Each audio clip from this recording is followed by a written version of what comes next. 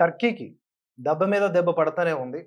యాక్చువల్‌గా టర్కీ అంటేనే డీఎన్‌కే అని అర్థం వస్తుంది. టర్కీ అంటే.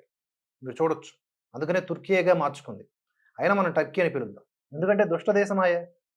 ఉగ్ర దేశానికి సపోర్ట్ చేసింది మనకు ఎగైనిస్ట్‌గా. అమ్మో! డ్రోన్‌లను పంపించింది. ఎంతమందిని మన సామాన్యుల్ని పొట్టన పెట్టుకునేదో ఈ టర్కీ. మన యొక్క రక్షణ వ్యవస్థ బలంగా లేకపోయి ఉంటే. కనుక అటువంటి దేశాన్ని ఏమాత్రం క్షమించరాదు. ప్రమాదం జరగలేదు కాబట్టి తీవ్రతని మనం అంచనా వేయలేకపోతున్నాం గానీ, జరిగుంటే మనం ఎప్పటికీ మర్చిపోలేని విషాదాల్ని చూడాల్సొచ్చేది. కనుక ఇలాంటి దారుణాలకి తెరతీసినటువంటి ఈ టర్కీకి సరైన బుద్ధి చెబుతున్నారు భారతీయ వ్యాపారులు, భారతీయులు, అలాగే భారత ప్రభుత్వం కూడా. ఆ దేశపు యాపిల్స్ నుంచి మొదలుకొని ఎలాంటి వాణిజ్యపరమైనటువంటి అంశాల్లో కూడా ఎంకరేజ్‌మెంట్ చేయకూడదు.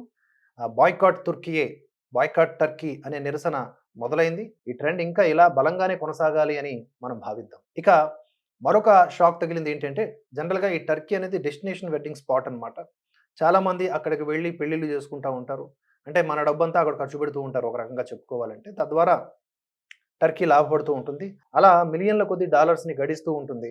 ఇప్పుడు దాన్ని కూడా ఆపేశారు మనోళ్ళు. ప్రస్తుతం ఇరు దేశాల మధ్య నెలకొన్న దౌత్యపరమైన ఉద్రిక్తతలతో భారత్‌లో బాయ్‌కాట్ తుర్కీ నిరసన మొదలైంది. ఇప్పటికే 2000 మంది టూరిస్టులు ఆ దేశానికి తమ పర్యాటకాన్ని రద్దు చేసుకున్నారు. ఇప్పటివరకు ఉన్న సమాచారం ప్రకారం ఈ ఏడాది తుర్కియాలో భారత్ నుంచి 30 జంటలు వివాహం చేసుకునేందుకు షెడ్యూల్ చేసుకున్నాయి. తాజా వివాదంతో ఆ జంటలు ప్రత్యామ్నాయ వేదికను ఎంచుకునే అవకాశాలు కనిపిస్తున్నాయి. దీంతో తుర్కియా దాదాపుగా ఒక 770 కోట్ల రూపాయలు నష్టపోయే అవకాశం ఉందని నిపుణులు చెబుతూ ఉన్నారు. ఇంకా అసలు సరిపోదు. ఇది సరిపోదు.